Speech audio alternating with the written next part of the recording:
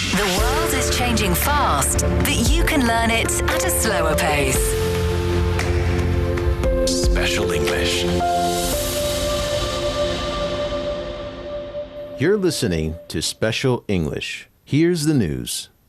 Archaeologists in Beijing have announced important discoveries in the recent excavation of the Jiankou section of the Great Wall, where a large cannon has been unearthed.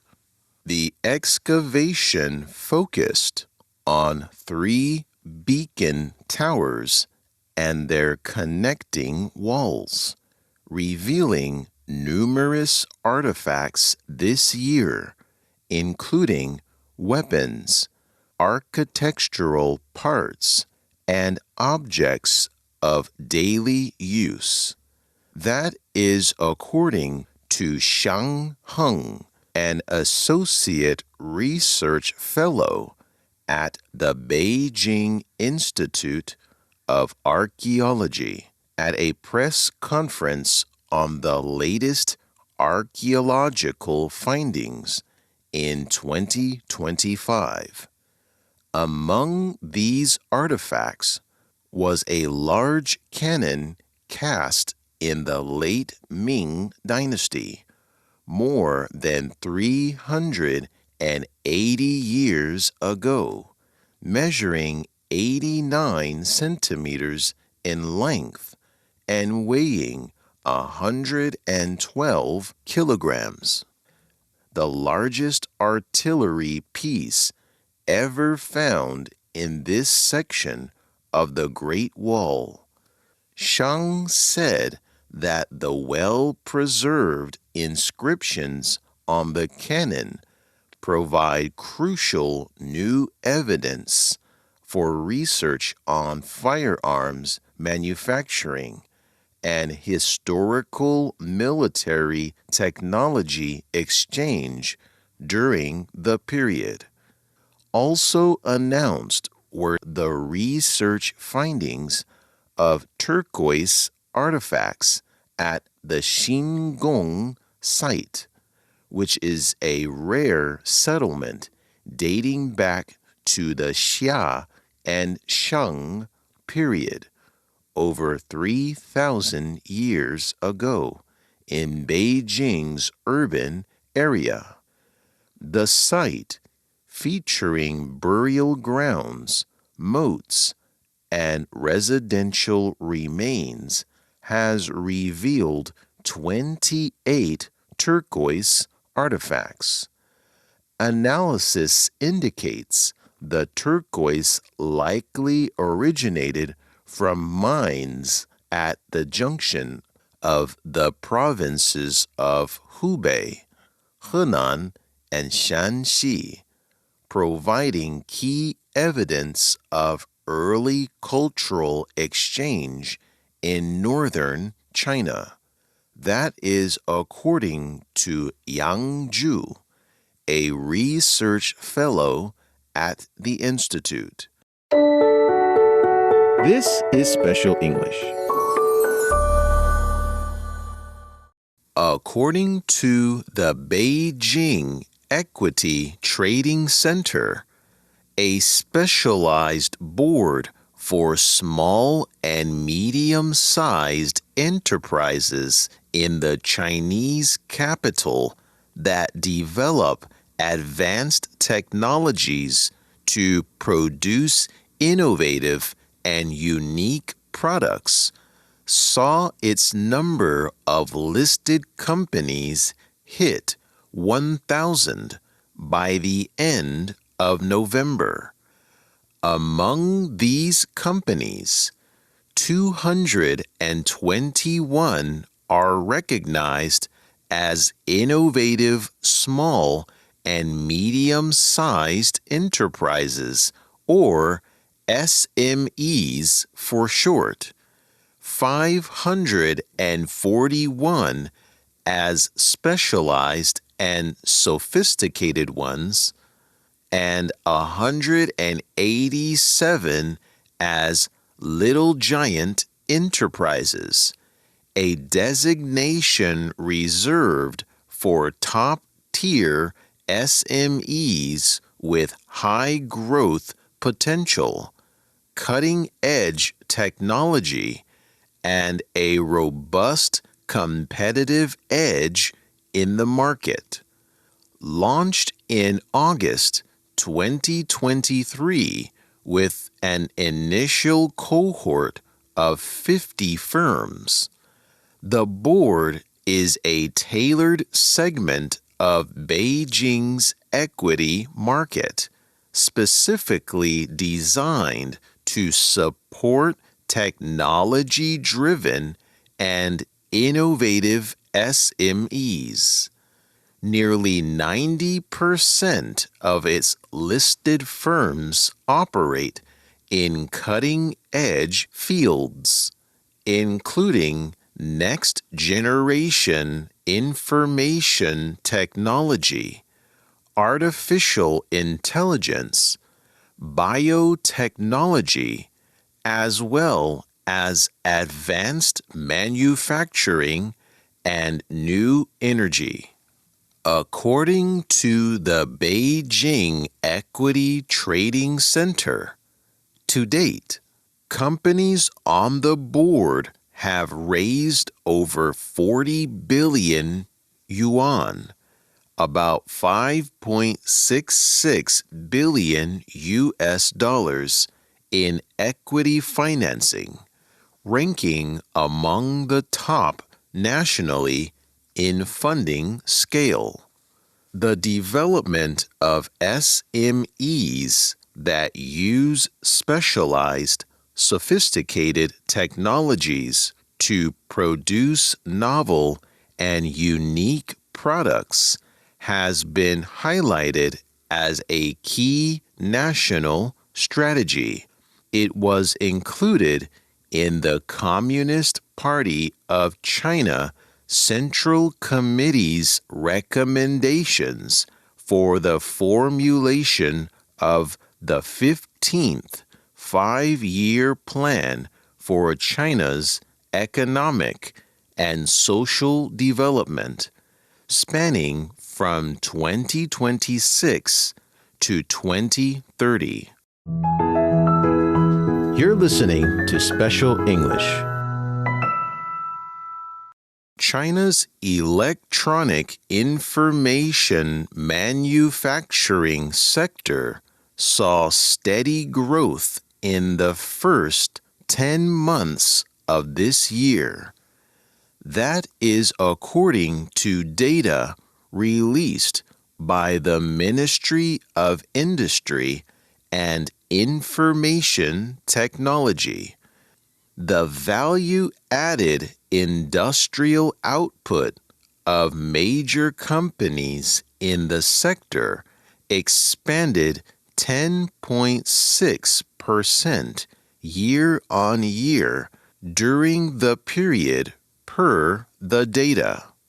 Their combined operating revenues rose 8.3% to 14 trillion yuan, about $1.98 trillion, while total profits increased 12.8% to 570 billion yuan.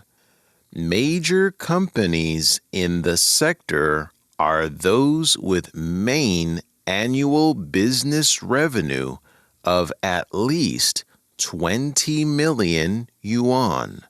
From January to October, China produced 1.02 billion smartphones, up 0.7% from a year earlier. Its integrated circuit output reached 386.6 billion units, which was a 10.2% year-on-year increase. This sustained growth comes amid China's continuous efforts to bolster the industry.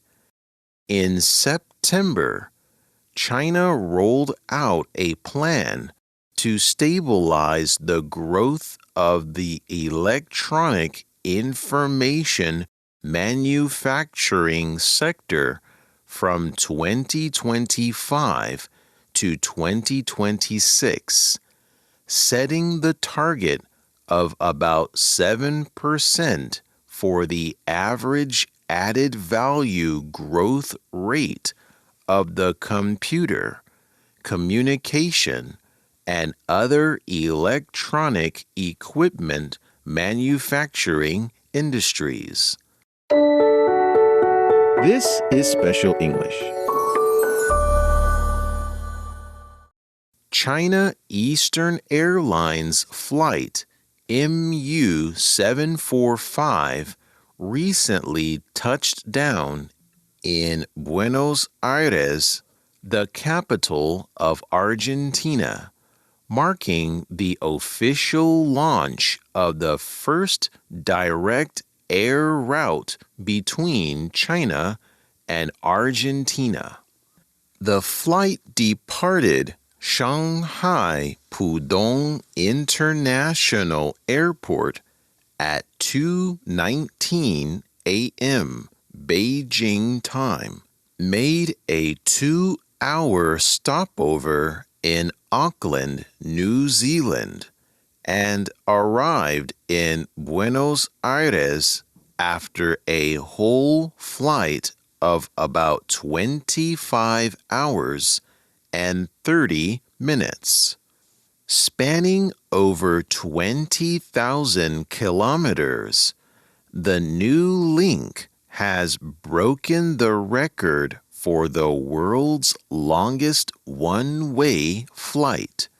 China Eastern Airlines plans to operate 2 round-trip flights per week, departing Shanghai on Mondays and Thursdays, and returning from Buenos Aires on Tuesdays and Fridays. You're listening to Special English. Watching red leaves has long been a favorite autumn pastime in China, and the passion for this seasonal tradition is now becoming a powerful economic engine across the country, especially in rural areas. In Wushan County, in southwest China's Chongqing Municipality, the 19th Red Leaf Festival is in full swing, with 1.2 million mu, about 80,000 hectares, of forests ablaze in vibrant autumn colors, as the festival continues to play a key role in revitalizing the county's tourism sector. From 1998 to 2006, the county struggled to attract visitors, with annual tourist numbers never surpassing 500,000. A turning point came in 2007, when local authorities, recognizing the county's natural advantage of its red leaves, launched the first Red Leaf Festival. Since then, the event has grown steadily. In 2024, Wushan welcomed nearly 4.2 million visitors, generating almost 2.9 billion yuan, about 410 million US dollars in tourism revenue during the festival.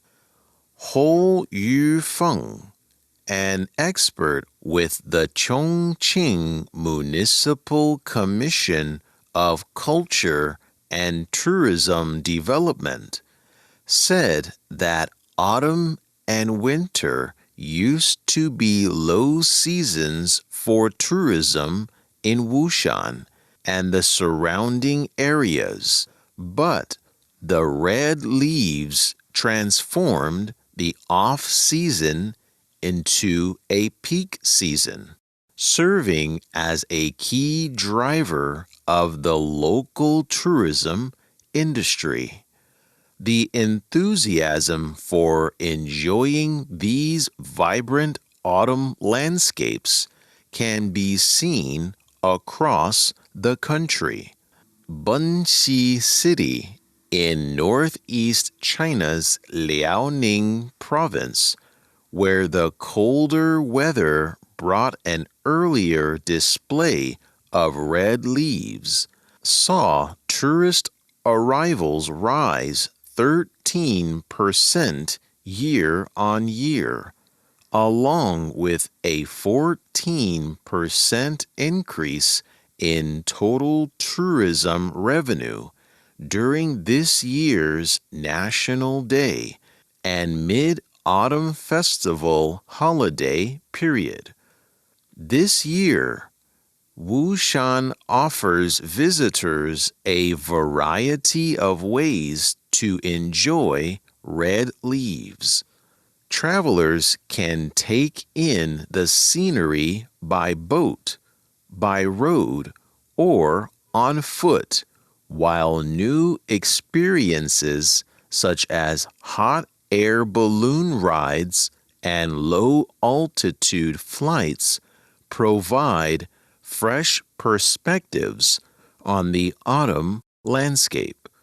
Javier Fernandez, a tourist from Spain, said that seeing the red leaves from so many angles was breathtaking, adding that he not only took a boat tour, but joined hiking activities to experience the scenery up close.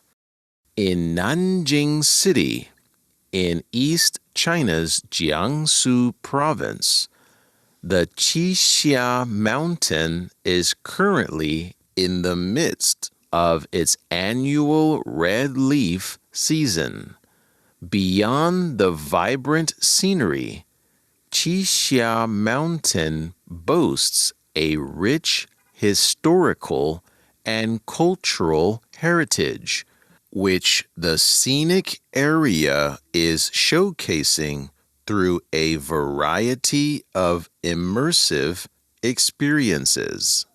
Visitors can enjoy historical drama performances and open-air folk music concerts. In addition, the rental service of traditional Chinese clothing, Hanfu, allows visitors to fully immerse themselves in the local cultural atmosphere. The scenic area also introduced a special marketplace featuring local delicacies and red leaf-themed handicrafts. Here, visitors can gain a deeper understanding of the mountain's history and unique local traditions. Red leaves have significantly boosted economic development in China's rural areas. Liu Zhongmei, a resident of Anjing Village in Wushan County, recalled a time when the village's stunning red leaves went largely unnoticed, saying that back then, these beautiful leaves were simply used as firewood. Things have changed with the arrival of the festival, which has drawn an influx of tourists to the area. Villagers have since found creative ways to turn the red leaves into income, crafting intricate leaf carvings and opening B&Bs.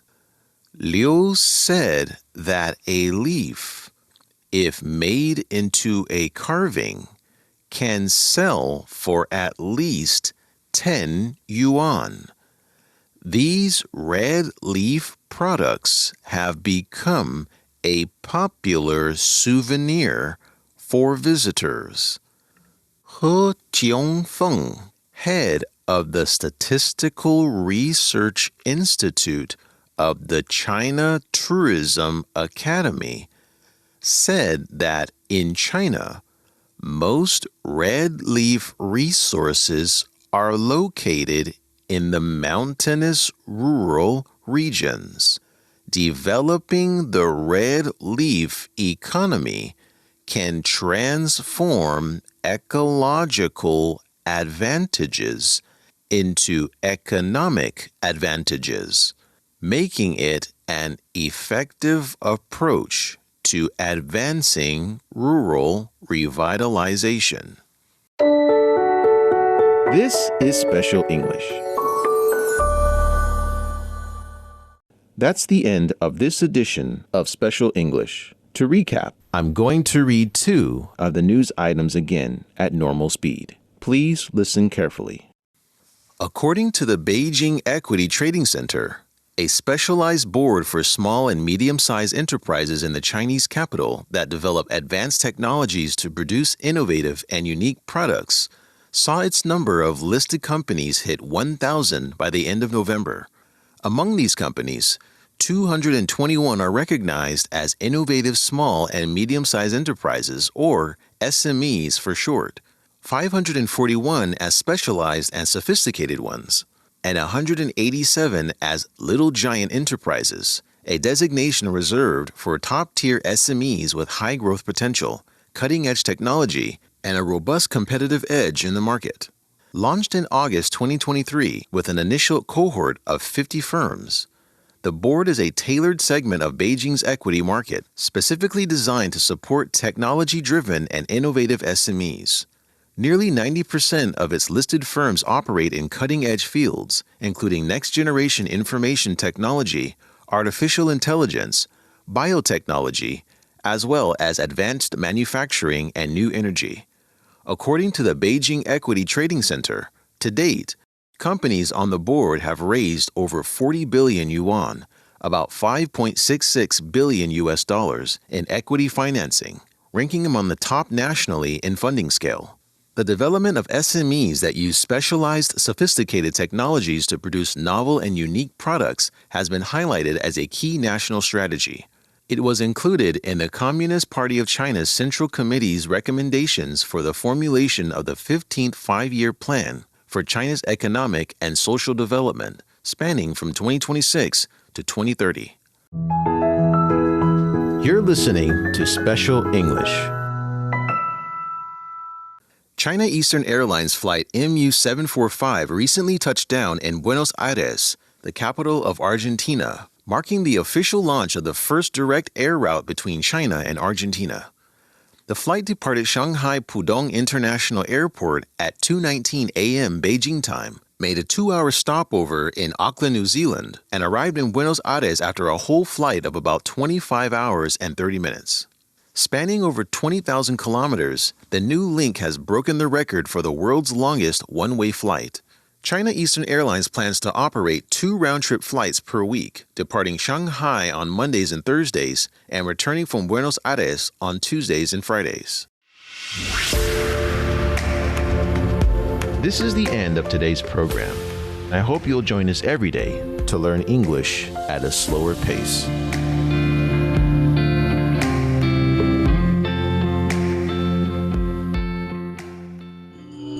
CGTN Radio is proud to present Sweetness on the Plateau. Hello? Emergency! Help! A radio drama inspired by the true story of a visionary farmer from Shandong. It's a different war. Who carried not only seeds, but dreams to the rooftop of the world. Then let's do it! Let's make it stand! Follow a determined team as they scale the razor-sharp peaks of Tangula. Where's it gonna end? Brave relentless blizzards to build greenhouses and achieve the impossible, turning the barren plateau into a garden of miracles. We did it! It's solid. Tune in to Sweetness on the Plateau, a powerful story of resilience, hope, and the human spirit blooming against all odds. We made sweetness happen! Available now on CGTN Radio and all major podcast platforms.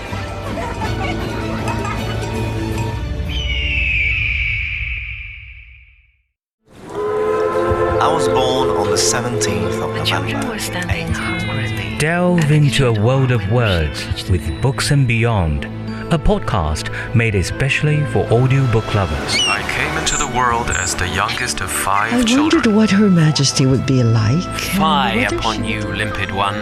Why have you taken... Immerse yourself in gripping stories and timeless classics from the comfort of your own personal space. Sun Tzu underlined 3 points on the context to gain There was initiative. no better wine, and not to mention the... Whether you're a bookworm or a casual listener, our carefully curated selection of audiobooks will transport you to new worlds and stir your imagination. Subscribe to Books and Beyond and start your audiobook adventure now on radio.cgtn.com or your favorite podcast app.